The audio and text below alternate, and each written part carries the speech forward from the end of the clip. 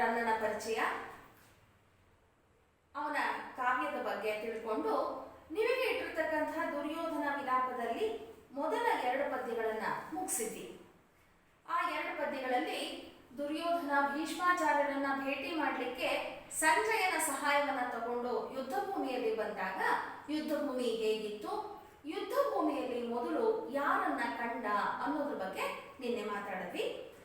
ವಿದ್ಯಾರ್ಥಿಗಳೇ, ಈಗ ನಾನು ಒಂದು ಪ್ರಶ್ನೆಯನ್ನ ಕೇಳೋದಾದ್ರೆ, ಈ ಪದ್ಯವನ್ನ ನೋಡಿದ ತಕ್ಷಣ ನಿಮಗೆ ಇದು ಯಾವ ಶೈಲಿಯಲ್ಲಿದೆ ಅಂತ ಪ್ರಶ್ನೆಯನ್ನ ಕೇಳಿದ್ರೆ ನೀವು ಬಹುಶಃ ಉತ್ತರ ಹೇಳ್ತೀರಿ, ಇದು ಚಂಪು ಕಾವ್ಯ ಶೈಲಿಯಲ್ಲಿದೆ ಅಂತ. ಚಂಪು ಕಾವ್ಯವನ್ನ ನೀವು ಈಗಾಗಲೇ SLC ಓದಿದ್ದೀರಿ. ಚಂಪು ಕಾವ್ಯ ಅಂದ್ರೆ ಗದ್ಯ ಪದ್ಯಗಳಿಂದ ಕೂಡಿದಂಥ ಕಾವ್ಯ ಅಂತ. ಮೊದಲ ಪದ್ಯ ಇಲ್ಲಿ ಕಂದ ಪದ್ಯ, 2ನೇದು ವೃತ್ತ, 3ನೇ ಭಾಗ ಇದೆಯಲ್ಲ ಅದು ಗದ್ಯ ಶೈಲಿಯಲ್ಲಿ ಇರ್ತಕ್ಕಂಥದ್ದು, ಅದನ್ನ ವಚನ ಅಂತ ಹೇಳ್ತೀವಿ. ಈ ದ್ರೋಣಾಚಾರ್ಯರನ್ನ ಕಂಡಾಗ ಮುಂದೆ ದುರ್ಯೋಧನ ಏನ್ ಮಾಡ್ದ ಅನ್ನೋದನ್ನ ನಾವೀಗ ನೋಡೋಣ. ವಚನದಲ್ಲಿ ಹೇಳ್ತಾರೆ, ಅಂತು ನಿಸರ್ಗ ದುಷ್ಟದ್ಯುಮ್ನ ಕಚ ನಿಗ್ರಹ ಕರ ವಿಲುಳಿತ ಮೌಳಿಯಾಗೆದ್ದ ಭಾರದ್ವಾಜನ ಇರವಂ ರಾಜರಾಜಂ ನೋಡಿ. ಅಂತೂ ನಿಸರ್ಗ ದುಷ್ಟ, ನಿಸರ್ಗ ಅಂದ್ರೆ ಸ್ವಭಾವತಃ, ದುಷ್ಟ ಅಂದ್ರೆ ಕೆಟ್ಟವನು, ಅಂದ್ರೆ ಸ್ವಭಾವತಃ ದುಷ್ಟನಾಗಿದ್ದಂಥ ದುಷ್ಟದ್ಯುಮ್ನ ಅಂದ್ರೆ ದ್ರೌಪದಿಯ ಅಣ್ಣ. ಆ ದ್ರೌಪದಿಯ ಅಣ್ಣನಾಗಿದ್ದಂಥವನು ದುಷ್ಟದ್ಯುಮ್ನ ಆ ದ್ರೋಣಾಚಾರ್ಯರ ಸಾವಿಗೆ ಕಾರಣ ಆಗ್ತಾನೆ.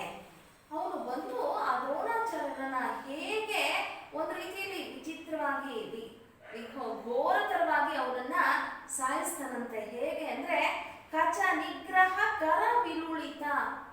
ಆ ದ್ರೋಣಾಚಾರ್ಯರು ಅಂತ ಮಹಾಪರಾಕ್ರಮಿಗಳು ಮಹಾಭಾರತದಲ್ಲಿ ಯುದ್ಧದಲ್ಲಿ 5 ದಿನ ಸತತವಾಗಿ ಯುದ್ಧವನ್ನ ಮಾಡ್ತಾರೆ. ದ್ರೋಣಾಚಾರ್ಯರನ್ನ ಸೋಲಿಸ್ಲಿಕ್ಕೆ ಸಾಧ್ಯ ಆಗೋದಿಲ್ಲ. ಆಗ ಕೃಷ್ಣ ಹೇಳ್ತಾನೆ, ದ್ರೋಣಾಚಾರ್ಯರನ್ನ ಸೋಲಿಸ್ಲಿಕ್ಕೆ ಸಾಧ್ಯ ಇಲ್ಲ ಅಂತ ಹೇಳಿ ಧರ್ಮರಾಯನನ್ನ ಕರೆದು, ನೋಡು ನೀನೀಗ ಒಂದು ವಿಚಾರವನ್ನ ಒಂದು ಆನೆಯ ಮೇಲೆ ನಿಂತ್ಕೊಂಡು ಜೋರಾಗಿ ಅದನ್ನ ಹೇಳಬೇಕಾಗತ್ತೆ. ಏನದು ಅಂತಂದ್ರೆ ಅಶ್ವತ್ಥಾಮ ಹತಃ ಕುಂಜರಃ. ಅಶ್ವತ್ಥಾಮ ಹತಃ ಅಂದ್ರೆ ಅಶ್ವತ್ಥಾಮ ಸತ್ತ ಅನ್ನೋ ತರ ಹೇಳು ಅಂದಾಗ ಧರ್ಮರಾಯ ತಾನು ಸುಳ್ಳನ್ನ ಹೇಳೋದಿಲ್ಲ ಅಂತಾನೆ. ಆಗ ಕೃಷ್ಣ ಹೇಳ್ತಾನೆ, ನೀನು ಆನೆಯ ಮೇಲೆ ನಿಂತ್ಕೊಂಡು ಆ ಜೋರಾದ ಕಂಠದಲ್ಲಿ ಹೇಳು, ಅಶ್ವತ್ಥಾಮ ಹತಃ ಕುಂಜರಃ. ಕುಂಜರ ಅಂದ್ರೆ ಆನೆ. ಅಶ್ವತ್ಥಾಮ ಅಂತಕ್ಕಂಥ ಆನೆ ಸತ್ ಹೋಯ್ತು ಅಂತ ಜೋರಾಗಿ ಕೂಗಿ ಹೇಳು ಅಂತ ಹೇಳ್ಬಿಟ್ಟ. ಇದು ಕೃಷ್ಣನ ತಂತ್ರ. ಆಗ ಸಂಜೆ ಇನ್ನೇನು ಆ ದಿನದ ಯುದ್ಧ ಮುಗಿಯೋ ಸಂದರ್ಭ, ಆಗ ಜೋರಾಗಿ ಧರ್ಮರಾಯ ಹೇಳ್ತಾನೆ, ಅಶ್ವತ್ಥಾಮ ಹತಃ ಕುಂಜರಃ ಅಂತ ಹೇಳೋ ಸಂದರ್ಭದಲ್ಲಿ ಕುಂಜರ ಅನ್ನೋ ಪದ ಕೇಳದೆ ಇರೋ ಹಾಗೆ ಕೃಷ್ಣ ತನ್ನ ಪಾಂಚಜನ್ಯ ಶಂಖವನ್ನ ಜೋರಾಗಿ ಊದು ಬಿಡ್ತಾನೆ. ಆಗ ದ್ರೋಣಾಚಾರ್ಯರಿಗೆ ಕೇಳಿಸಿದ್ದು ಕೇವಲ ಅಶ್ವತ್ಥಾಮ ಹತಃ ಅಂದ್ರೆ ಅಶ್ವತ್ಥಾಮ ಸತ್ತ.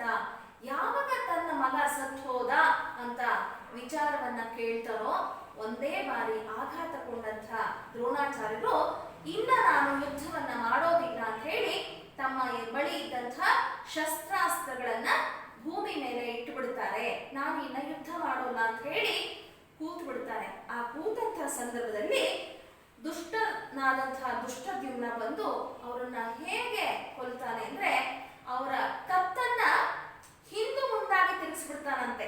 ಕಚ ನಿಗ್ರಹ ಕರ ವಿಲುಳಿತ. ಅವನ ಕೈಯಿಂದ ಆ ತಲೆಯನ್ನ ಹಿಂದು ಮುಂದಾಗಿ ತಿರುಗಿಸ್ಬಿಟ್ಟು ಅವನನ್ನ ಸಾಯಿಸ್ತಾರಂತೆ. ಹಾಗೆ ಕಚ ನಿಗ್ರಹ ಕರ ವಿತುಳಿತ ಅಂದ್ರೆ ಆ ದ್ರೋಣಾಚಾರ್ಯರು ಬಿಟ್ಟಿರ್ತಕ್ಕಂತಹ ಜುಟ್ಟನ್ನ ಹಿಡ್ಕೊಂಡು ಅವರ ಕತ್ತನ್ನ ಹಿಂದು ಮುಂದಾಗಿ ತಿರುಗಿಸಿ ಅವರನ್ನ ಕೊಂದು ಹಾಕ್ಬಿಡ್ತಾನಂತೆ.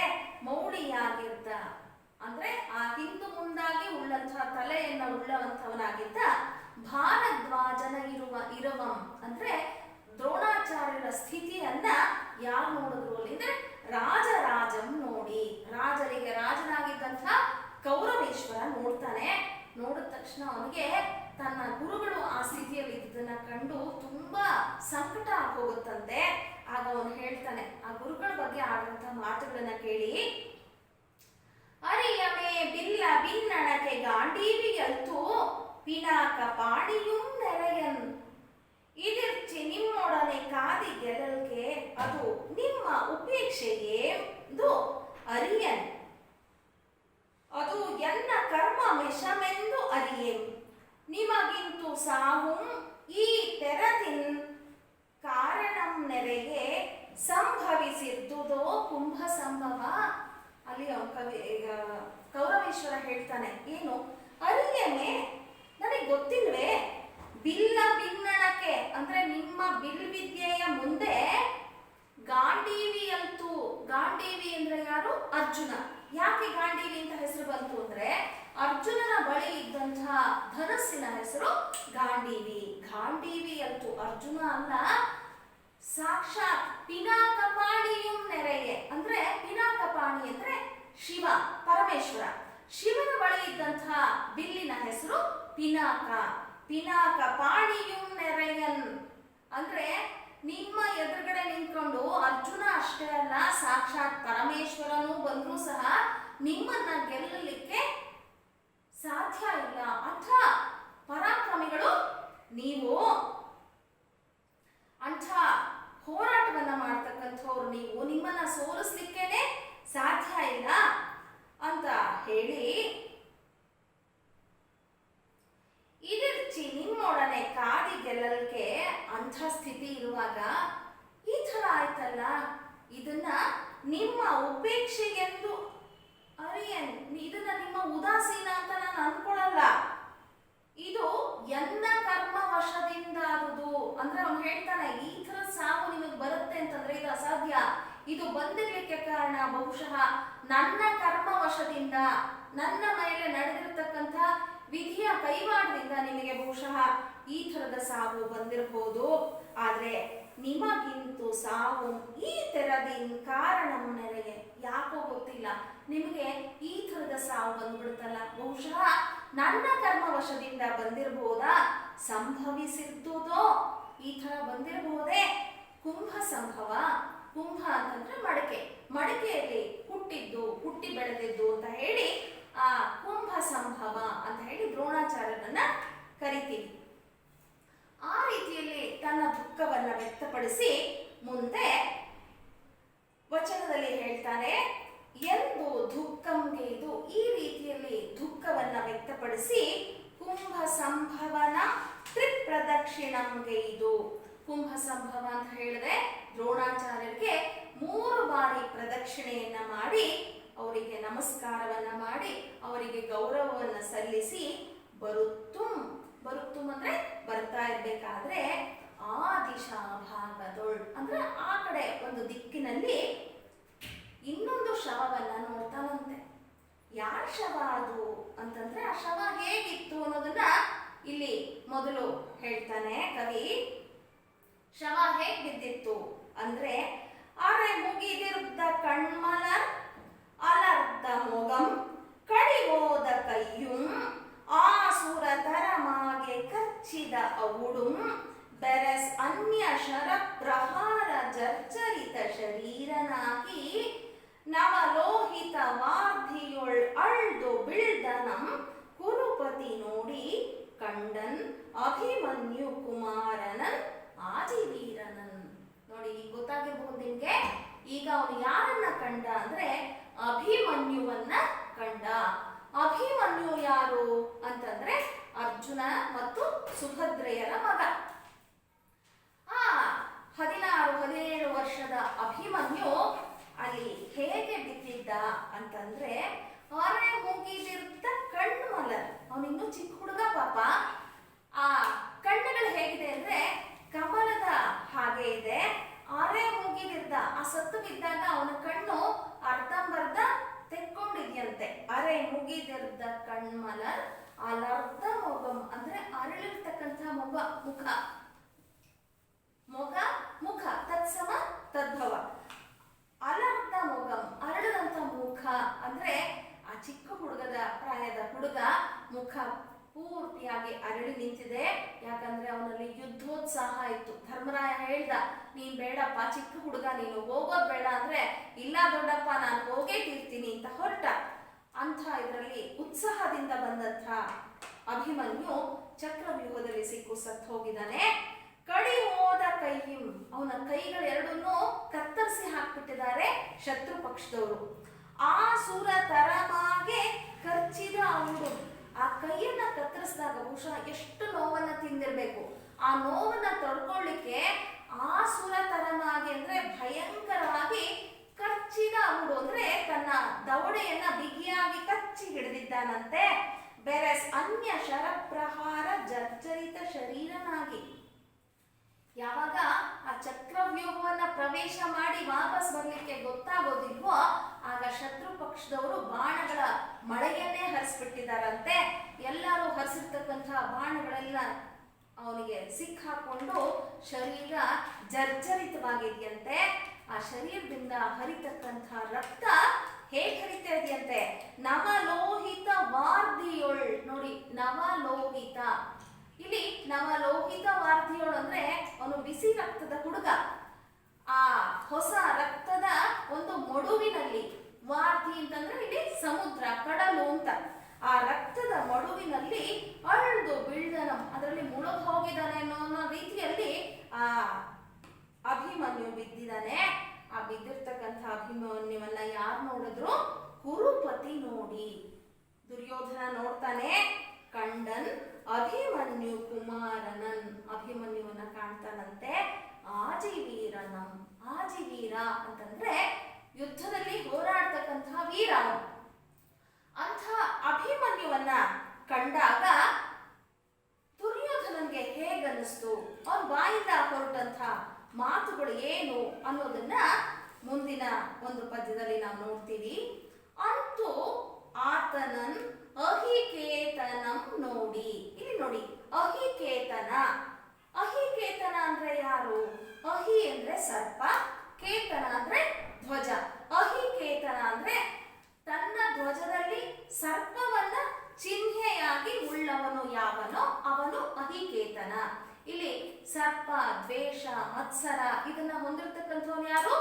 ದುರ್ಯೋಧನ. ಅವನ ಧ್ವಜದ ಚಿಹ್ನೆ ಅದಾಗಿತ್ತು. ಅಂತೂ ಆತನನ್ ಅಂದ್ರೆ ಅಂಥ ಅಭಿಮನ್ಯುವನ್ನ ದುರ್ಯೋಧನ ನೋಡ್ತಾನೆ. ನೋಡ್ಬಿಟ್ಟು ಆ ಅಭಿಮನ್ಯುವಿನ ಬಗ್ಗೆನೂ ಸಹ ಮೆಚ್ಚುಗೆಯ ಮಾತುಗಳನ್ನ ಆಡ್ತಾನೆ. ಇಲ್ಲಿ ನಾವು ಇದನ್ನ ಗಮನಿಸಬೇಕು.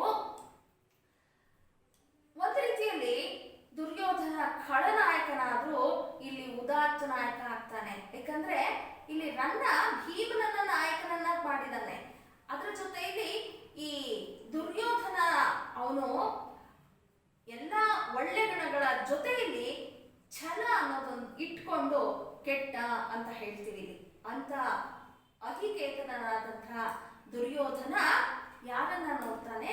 ಅಭಿಮನ್ಯುವನ್ನ ನೋಡ್ತಾನೆ. ಅವನು ಹೇಳೋ ಮಾತೇನು ಅಂತಂದ್ರೆ, ಗುರು ಪಣ್ಣಿದ ಚಕ್ರವ್ಯೂಹ ರಚನೆ ಪೆರಗರಿದು ಪುಗಲ್ ಅದಂ ಪೊಕ್ಕು ರಣಾಜಿರದೊಳ್ ಅರೆ ನೃಪರನ್ ಇಕ್ಕಿದ ನರಸುತ ನಿನ್ನೊಳಗೆ ದೊರೆಗೆ ಗಂಡರು ಒಳರೆ. ಎಷ್ಟು ಚೆನ್ನಾಗಿ ಹೇಳ್ತಾನವನು. ಗುರು ಪಣ್ಣಿನ ಚಕ್ರವ್ಯೂಹ ರಚನೆ. ಚಕ್ರವ್ಯೂಹವನ್ನ ರಚನೆ ಮಾಡಿದವರು ಯಾರು? ಗುರುಗಳಾಗಿರ್ತಕ್ಕಂಥ ದ್ರೋಣಾಚಾರ್ಯರು.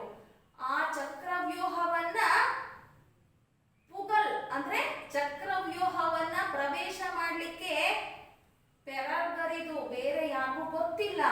ಅಂಥ ಚಕ್ರವ್ಯೂಹವನ್ನ ನೀನು ಪೊಕ್ಕೆ, ಅದರೊಳಗೆ ಹೋದೆ. ರಣಾಜಿರದೊಳ್ ಅಂದ್ರೆ ಅಂತ ಮಹಾನ್ ಘಟಾನುಘಟಿ ರಾಜರಗಳ ನಡುವೆ ರಣಾಜಿರದೊಳ್ ಅರೆ ನೃಪರನ್ ಇಕ್ಕಿದ, ನೀನು ಸುಮ್ಮನೆ ಇರಲಿಲ್ಲ. ಅಂತ ರಾಜ ಮಹಾರಾಜರುಗಳನ್ನೆಲ್ಲನೂ ನೀನು ಇಕ್ಕದೆ ಅಂದ್ರೆ ಕೊಂದೆ. ಅಂದ್ರೆ ಅಷ್ಟು ಧೈರ್ಯವಾಗಿ ಪರಾಕ್ರಮದಿಂದ ವೀರಾವಯಶದಿಂದ ಹೋರಾಡದೆ. ನರಸುತ, ನರ ಅಂದ್ರೆ ಇಲ್ಲಿ ಅರ್ಜುನ, ಸುತ ಅಂದ್ರೆ ಮಗ, ಅರ್ಜುನನ ಮಗ. ಇಲ್ಲಿ ವಿದ್ಯಾರ್ಥಿಗಳನ್ನ ನೀವು ಗಮನಿಸಬೇಕು. ಈ ಪದ್ಯದಲ್ಲಿ ಹಲವಾರು ವ್ಯಾಕರಣ ಅಂಶಗಳನ್ನು ಸಹ ನೀವು ನೋಡಬೇಕು. ನರಸುತ, ನರ ಅಂದ್ರೆ ಅರ್ಜುನ, ಮತ್ತೆ ಮನುಷ್ಯ ಮತ್ತು ರಕ್ತನಾಳ, ಈ ಮೂರು ಅರ್ಥ ಬರುತ್ತೆ. ಇಂಥವನ್ನ ನಾವು ನಾನಾರ್ಥ ಅಂತ ಹೇಳ್ತೀವಿ. ಅಂದ್ರೆ ಒಂದು ಪದಕ್ಕೆ ಅನೇಕ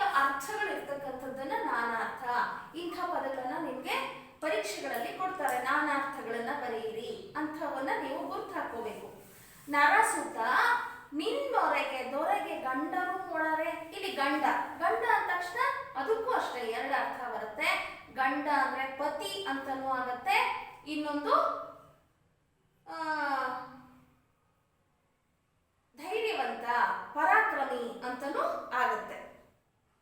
ನಿನ್ನೊರೆಗೆ ಅಂದ್ರೆ ನಿನಗೆ ಸರಿ ಸಮಾನರಾದಂತಹ ಪರಾಕ್ರಮಿಗಳು ಈ ಜಗತ್ನಲ್ಲಿ ಯಾರಾದ್ರೂ ಇದಾರ ಅಂತ ಹೇಳ್ತಾರಂತೆ. ಇಲ್ಲಿ ದುರ್ಯೋಧನನಲ್ಲಿ ಒಂದು ವಿಶೇಷವಾದಂತಹ ಗುಣ ಅಂತಂದ್ರೆ ವೈರಿ ಪಕ್ಷದವರಾದ್ರೂ ಸಹ ಅವರನ್ನ ಮೆಚ್ಕೊಳ್ಳುವಂತಹ ಗುಣವನ್ನ ನಾವು ಇಲ್ಲಿ ದುರ್ಯೋಧನನಲ್ಲಿ ನೋಡ್ತೀವಿ. ಅದಾದ್ಮೇಲೆ ಅಷ್ಟಕ್ಕೆ ನಿಲ್ಲಿಲ್ಲ ಅವನ ಮಾತು. ಮುಂದೆ ಅವನು ಏನ್ ಹೇಳ್ತಾನೆ ಅಂದ್ರೆ, ಅಸಮ ಬಲ ಭವದ್ವಿಕ್ರಮಂ ಅಸಂಭವಂ ಪೆರರ್ಗೆ ನಿನ್ನನ್ ಆನ್ ಇನಿತಂ ಪ್ರಾರ್ಥಿಸುವೆನ್ ಅಭಿಮನ್ಯು ನಿಜ ಸಾಹಸೈಕ ದೇಶಾನುಮರಣಂ ಯಮಗಕ್ಕೆಗಡ. ಅವ್ನು ನೋಡಿ ಏನಂತ ಕೇಳ್ತಾನೆ ಅಂದ್ರೆ, ಅಸಮ ಬಲ ಅಂದ್ರೆ ನಿನಗೆ ಸರಿ ಸಮಾನರಾದಂಥ ಬಲವಂತರು ಪರಾಕ್ರಮಿಗಳು ಯಾರೂ ಇಲ್ಲ. ಭವದ್ವಿಕ್ರಮ ಅಂತಂದ್ರೆ ಈ ಒಂದು ಸ್ಥಿತಿಯಲ್ಲಿ ಈ ಇದರಲ್ಲಿ ನಿನ್ನ ಶೌರ್ಯವನ್ನ ಯಾರೂ ಸಹ ಸರಿ ಸಮನಾಗಿ ಇರ್ಲಿಕ್ಕೆ ಸಾಧ್ಯ ಇಲ್ಲ. ಅಂಥ ಪರಾಕ್ರಮ ನಿನ್ನದು. ಅಸಂಭವಂ ಅಂದ್ರೆ ನಿನ್ನಂಥ ಪರಾಕ್ರಮಗಳು ಇಲ್ಲಿರ್ಲಿಕ್ಕೆ ಅಸಂಭವ. ಯಾಕೆ ಈ ಚಕ್ರವ್ಯೂಹವನ್ನ ಪ್ರವೇಶ ಮಾಡಲಿಕ್ಕೆ ಯಾರಿಗೂ ಸಾಧ್ಯವಾಗಿರೋ ಸಂದರ್ಭದಲ್ಲಿ ನೀನು ಪ್ರವೇಶವನ್ನ ಮಾಡದೆ ಬೇರೆ ಯಾರಿಗೂ ಆಗ್ಲಿಲ್ಲ. ಅಂಥ ಪರಾಕ್ರಮ ನಿಂದು. ಆದ್ರಿಂದ ನಾನು ನಿನ್ನಲ್ಲಿ ಒಂದು ವಿಚಾರವನ್ನ ಕೇಳ್ತೀನಿ. ನಿನ್ನನ್ ಆನ್ ಇನಿತು ಪ್ರಾರ್ಥಿಸುವೆನ್. ನಾನು ನಿನ್ನನ್ನ ಒಂದು ಪ್ರಾರ್ಥನೆ ಮಾಡ್ಕೊಳ್ತೀನಿ ಅಭಿಮನ್ಯು. ಏನದು ಅಂತಂದ್ರೆ, ನಿಜ ಸಾಹಸೈಕ ದೇಶಾನುಮರಣಂ ಯಮಗಕ್ಕೆಗಡ. ನೋಡಿ ಅವನು ದುರ್ಯೋಧನ ಎಂಥ ವೀರ ಪರಾಕ್ರಮಿ ಅಂದ್ರೆ ಅವನು ಅದೇ ಬಯಸ್ತಾನೆ. ಯಾಕಂದ್ರೆ ಪ್ರತಿಯೊಬ್ಬ ಪರಾಕ್ರಮಿನೂ ಸಹ ಬಯಸೋದೇನು ಅಂದ್ರೆ ತನಗೆ ವೀರ ಮರಣ ಬರಲಿ ಅಂತ. ಅದೇ ಮಾತನ್ನ ಇಲ್ಲಿ ದುರ್ಯೋಧನ ಹೇಳ್ತಾನೆ. ನಿಜ ಸಾಹಸೈಕ ದೇಶಾನುಮರಣಂ. ನೋಡು ನಿಂದು ಎಂಥ ಸಾಹಸ ಅಂದ್ರೆ ನಿಜ ಸಾಹಸ, ಸುಳ್ಳು ಸಾಹಸ ಅಲ್ಲ ನಿಂದು, ನಿಜವಾದಂಥ ಸಾಹಸ. ಅಂಥ ಸಾಹಸವನ್ನ ಮಾಡಿ ನೀನು ಮರಣವನ್ನ ಪಡ್ಕೊಂಡೆ. ಆದ್ರಿಂದ ನಿನ್ನಲ್ಲಿರ್ತಕ್ಕಂಥ ಒಂದು ಅಂಶವಾದ್ರೂ ಸಹ ನನಗೆ ಬರಲಿ, ನಿನಗೆ ಹೋಲುವಂತಹ ಸಾವು ನನಗೆ ಬರಲಿ ಅಂತ ಹೇಳಿ ದುರ್ಯೋಧನ ಅಭಿಮನ್ಯುವಿನಲ್ಲಿ ಪ್ರಾರ್ಥನೆ ಮಾಡ್ಕೊಳ್ತಾನೆ. ಈ ಥರ ಪ್ರಾರ್ಥನೆ ಮಾಡಿಕೊಂಡು ಮುಂದೆ ನೋಡುವಂತಹ ಸಂದರ್ಭದಲ್ಲಿ ಏನಾಗುತ್ತೆ ಅನ್ನೋದನ್ನ ಈಗ ನೋಡೋಣ.